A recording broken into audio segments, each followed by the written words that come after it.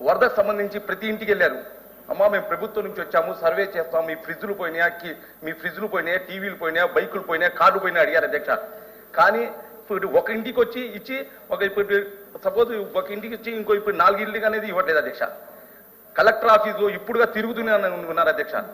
అసలు అనేది పూర్తిగా అనేది అంటే అధ్యక్ష ఇది రావటం అనేది చాలా దురదృష్టం అధ్యక్ష. ఇందులో కేవలం మనం ఇచ్చేది 25,000 లక్షల రూపాయలు అనేది చిన్న స్థాయి నుంచి పెద్ద స్థాయి చాలా లక్షల రూపాయలు కోల్పోయినారే. దీనికి వెంటనే గవర్నమెంట్ ఏమైనా ఆదుకుంటుందా లేదా, అది ఇప్పుడు ఎప్పుడు ఎలా ఆదుకున్నది తెలవని చదువుతుంది. ఇంకోటి కొత్త మాట్లాడండి అయిపోయిందా మీది?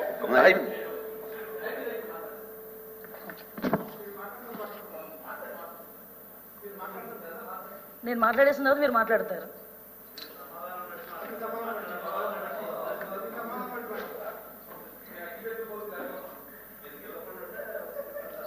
ఎవరు గెలరు అధ్యక్ష. అబద్ధాలు మాట్లాడితే సాక్షి పేపర్లు వేసుకుంటే ఎవరైనా ఐదోడు మాట్లాడతారు.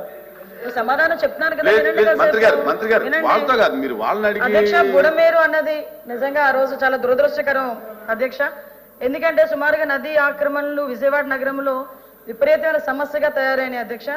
ఇంచుమించుగా ఈ లేఅవుట్లు కానీ భూ ఆక్రమణలు కానీ ఇవన్నీ కూడా బుడమేరు నదీ పరివాహక ప్రాంతంలో ఉన్న ఈ భూ ఆక్రమణల అధ్యక్ష, రియల్ ఎస్టేట్ నిర్మాణాలు ఇంచుమించుగా కోకొల్లుగా విస్తరించిన నేపథ్యంలో అధ్యక్ష, ఈ బుడమేరు అన్నది నిజంగా ఆ రోజు వరద రావటం అనేది నిజంగా చాలా దురదృష్టకరం.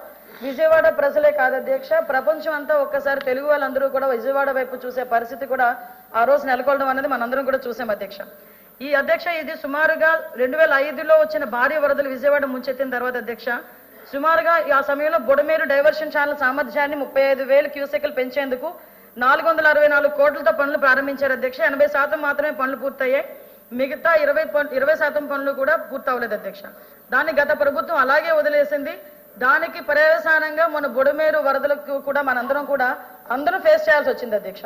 ఇప్పుడు అధ్యక్ష ఈ బుడమేరు వరదలు వచ్చిన తర్వాత గౌరవ ముఖ్యమంత్రి గారు ఒకసారి చూశారు అధ్యక్ష. గౌరవ ముఖ్యమంత్రి గారు సుమారుగా 11 రోజుల పాటు మళ్ళా తిరిగి విజయవాడ ప్రజలు రోజువారీ సాధారణ జీవనంలోకి వచ్చేటంత వరకు కూడా కలెక్టరేట్ లో బస ఏర్పాటు చేసుకుని బస్సులో బస ఉండి సుమారు అడ్మినిస్ట్రేషన్ అంతా కూడా అక్కడి నుంచే నడిపించిన పరిస్థితులు కూడా చూసాం అధ్యక్ష.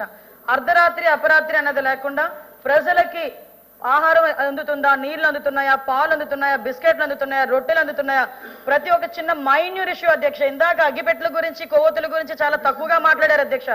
కానీ ఆ అగ్గిపెట్టెలు కొవ్వొత్తులు కూడా లేని సమయంలో అవి కూడా సరఫరా చేయాలని ఒక ఆలోచన వచ్చిందంటే దానికి మన అందరం కూడా గర్వపడాలి అధ్యక్ష. ఈ రోజు కరెంటు పోయి నీళ్ల లోతులు నిలువెత్తు నీళ్లలోని ఇల్లులన్నీ మునిగిపోయి ఉంటే కనీసం ఆ సమయంలో నేనున్నాను అధ్యక్ష. ఆ రోజు నేను ప్రత్యక్ష సాక్షిని. ఆ రోజు ముఖ్యమంత్రి గారి నోటి నుంచి అధ్యక్ష ఏదో కలెక్టర్ గారో లేకపోతే సిఎస్ లేకపోతే అఫీషియల్స్ ఎవరు చెప్పింది కాదు అధ్యక్ష. వాళ్ళకి కనీసం lighters, charging lights, battery lights, మనకి టార్చ్ లైట్స్ ఉంటాయో లేదో తెలియదు. కనీసం వాళ్ళకి అగ్గిపెట్లు కొవ్వొత్తులు కూడా అందించాలి అని చెప్పి ఇమీడియట్ గా అక్కడి నుంచి సరఫరా చేసిన పరిస్థితి నుంచి అధ్యక్ష. అక్కడి నుంచి అధ్యక్ష సుమారుగా ఆహార పొట్లాలు ఎలా పంపిణీ చేశాము, మిగతా ప్రాంతాల నుంచి ఎలా వచ్చిందో అవన్నీ కూడా మనందరం కూడా చూసుకున్నాం అధ్యక్ష. చాలా క్లియర్ గా ఏ దగ్గర నుంచి ఎంతెంత వచ్చింది అన్నది, ఏ నెలలో ఎంతెంత వచ్చింది అన్నది చాలా క్లియర్ గా చెప్పాం అధ్యక్ష. దీంతో పాటు అధ్యక్ష ఈ బుడమేరుకు సంబంధించి ముఖ్యంగా విజయవాడ వరద బాధితులు ఎవరైతే ఉన్నారో వాళ్ళు ప్రతి ఒక్క ఇంట్లోనే అధ్యక్ష సామాన్లకు డబ్బులు ఇచ్చాం, వెహికల్స్ పాడైపోతే వాటికి రిపేర్స్ కి డబ్బులు ఇచ్చాం, కొన్ని వెహికల్స్ మొత్తం కండెమ్ అయిపోతే వాటికి తిరిగి కొనుక్కోవడానికి డబ్బులు ఇచ్చాం, కొన్ని వ్యాపారాలు దెబ్బతింటే వ్యాపారాలు తిరిగి పునరుద్ధరించుకోవడానికి బ్యాంకర్స్ తో సుమారుగా కొన్ని పదుల సంఖ్యలో మీటింగ్లు ఏర్పాటు చేసుకొని వాటన్నిటికీ కూడా ఒక కార్యాచరణ రూపొందించి వాళ్ళ బ్యాంకుల ద్వారా కూడా వాళ్ళకి ఎటువంటి ఇబ్బంది లేకుండా చూసుకునే బాధ్యత తీసుకున్నాం. వాళ్ళ లోన్లు ఈఎంఐస్ కూడా కట్టుకోవడానికి ఇబ్బంది పడితే కనుక బ్యాంకు వాళ్ళతో మాట్లాడి వాళ్ళకి వెసులుబాటు కూడా కల్పించాం. సుమారుగా మొన్న ఫిబ్రవరి వరకు కూడా దగ్గర ఇంకా ఎవరైనా ఉండిపోతే నేనేం చెప్తానంటే సుమారుగా వరద సాయం అంతా మేము డైరెక్ట్ బెనిఫిట్ స్కీమ్ ద్వారా ప్రతి ఒక్కరికి కూడా అందించిన తర్వాత ఇంకా ఎవరైనా చాలా మంది ఇందాక మన సోదరులు అన్నారు చాలా మంది ఇంకా బయటకు వచ్చి మాకు అందలేదని అన్నారని. అందలేదు అని చెప్పిన ప్రతి ఒక్కరిని కూడా వెరిఫై చేసుకున్నాం. వాళ్ళకి నిజంగా అందాలి అని చెప్పేసి అక్కడ మనకి అందులోని గనక మనకి పాజిటివ్నెస్ ఉంటే డెఫినెట్ గా వాళ్ళందరికీ కూడా డబ్బులు ఇచ్చిన పరిస్థితి కూడా కనిపించింది. రీసెంట్ గా ఫిబ్రవరిలో కూడా 56 కోట్లు కూడా విజయవాడకి రిలీజ్ చేయడం జరిగింది. విజయవాడ ప్రజల్లో ఎక్కడా కూడా ఎటువంటి అసంతృప్తి లేదు. మీరు రాజకీయం చేయాలి అనుకుని రాజకీయాలు మాట్లాడితే తప్పించి ఈ రోజు నాకు తెలిసి మీరు కూడా ఆ రోజు విజయవాడ వరద బాధితుల్లోని మీరు ఉన్నారని ఒక సందర్భంలో మీరు కూడా నాకు చెప్పారు. మీరు ఎవరో సంథింగ్ మీరు కూడా చెప్పారని చెప్పారు. నిజంగా ఇప్పటికీ నేను కట్టుబడి ఉన్నాను అధ్యక్ష, విపత్తుల శాఖ మంత్రిగా నేను ఇప్పటికీ కట్టుబడి ఉన్నా. నిజంగా ఎవరైనా విజయవాడ వరద బాధితుల్లో మాకు ఈ డబ్బులు రాలేదు అని చెప్పి ఈ రోజుకి కూడా కలెక్టర్ ఆఫీస్ కి గనక ఇస్తే అది జెన్యూన్ అయితే డెఫినెట్ గా ఇవ్వడానికి మేము ఆ ప్రభుత్వం సిద్ధంగా ఉంది. ఇంకో విషయం అధ్యక్ష, ఒక విషయం చెప్పాలి అధ్యక్ష, మాకు అన్ని విరాళాలు వచ్చినాయి అధ్యక్ష. విషయం ఏంటంటే తమ్ముడు ఇంకా అవ్వలేదు, ఇంక నేను ఒకటే చెప్తున్నాను అధ్యక్ష, ఈ విరాళాలు కూడా అధ్యక్ష నిజంగా కొన్ని సందర్భాల్లో కష్టం వచ్చినప్పుడు ప్రజలు ఎలా స్పందిస్తారు, ఒక విజనరీ నాయకుడు నాయకత్వంలో ఈ రాష్ట్రం ఉండేటప్పుడు ఎలా స్పందిస్తారని చెప్పడానికి మొన్న బుడమేరు వరదల సహాయం ఎలా అయితే వచ్చిందో అదే ఒక ప్రత్యక్ష ఉదాహరణ అధ్యక్ష. వీల్ చైర్ లో ఉన్న వాళ్ళు కూడా అధ్యక్ష దేన్నైనా యాక్సెప్ట్ చేయాలి మనం. కొన్ని సందర్భాల్లో ప్రతిదీ రాజకీయ కోణంలో చూడాలనుకుంటే విమర్శించే ధోరణిలో వెళ్తాం.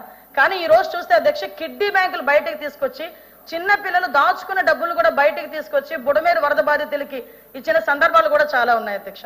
అదే కాకుండా అధ్యక్ష వీల్ చైర్ లో ఉన్న ముసలి వాళ్ళు కూడా వాళ్ళ పెన్షన్ డబ్బులు దాచుకున్న పెన్షన్ డబ్బులు కూడా తీసుకొచ్చి వరద సహాయానికి తీసుకొచ్చి ఇచ్చారు అధ్యక్ష. అటువంటి సందర్భంలో అధ్యక్ష నాకైతే ఒకటి జగన్మోహన్ రెడ్డి గారు బుడమేరు వరద బాధితులకి ₹1 కోటి అనౌన్స్ చేశారు కానీ ఆ చెక్ అయితే మాకెవరికి రాలేదు. మా విపత్తుల శాఖ అయితే రాలేదు అధ్యక్ష, గవర్నమెంట్ కి అయితే రాలేదు అధ్యక్ష. ఆ సంగతి కూడా కొంచెం తెలుసుకుంటే మంచిది అధ్యక్ష. ఇంకా అయిపోయింది అధ్యక్ష, మన ఇప్పుడు సంబంధించిన మంత్రి గారు ప్రతి ఒళ్ళకి అన్ని అన్నారు. దీనికి చిన్న కమిటీ అండి, చైర్మన్ అధ్యక్షులుగా పెట్టండి, ఏంటంటే మన మంత్రి గారికి చైర్మన్ పెట్టండి. ఒక్క రోజుకి 1,00,000 అప్లికేషన్ రాకపోతే మీరు చెప్పింది నేను చెప్తాను. ఒక్క రోజు అనౌన్స్మెంట్ మీకు అందనోళ్ళు మీరు రండి, నేను ఇక్కడ కూర్చుంటాను కలెక్టర్ ఆఫీస్ లో, మీకు అందనోళ్ళు అంటే ఒక్క రోజుకి 1,00,000 అప్లికేషన్ వస్తాయి. మొత్తం 10 అబద్ధాలు అధ్యక్ష. ఇచ్చింది ఒక ఇంటికి, ఇచ్చింది ఒక ఇంటికి వస్తే 4 ఇంటికి కొట్టారు. ఇన్సూరెన్స్ ఒకళ్ళు కూడా రాలేదు అధ్యక్షగా.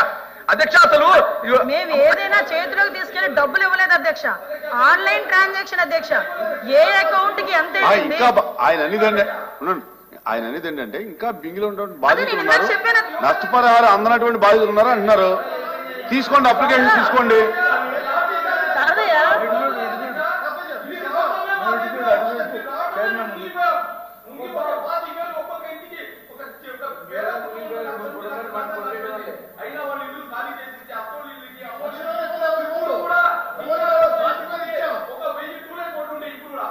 అధ్యక్ష విషయం ఏంటంటే కాదు అధ్యక్ష, నేను కూర్చోండి.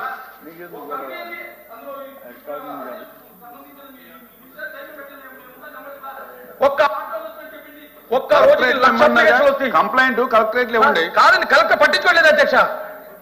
సచివాలయంలో ఫలానా వ్యక్తికి అధ్యక్ష ఇంకో మాట అధ్యక్ష. అదే మంత్రి గారు ఐఎన్పిఆర్ మంత్రి. అధ్యక్ష చాలా అన్యాయంగా మాట్లాడుతున్నారు అధ్యక్ష. ఇప్పుడు 1,00,000 అప్లికేషన్ రాకపోతే ఏ చర్య తీసుకున్నా నేను సత్యవాడు కదా.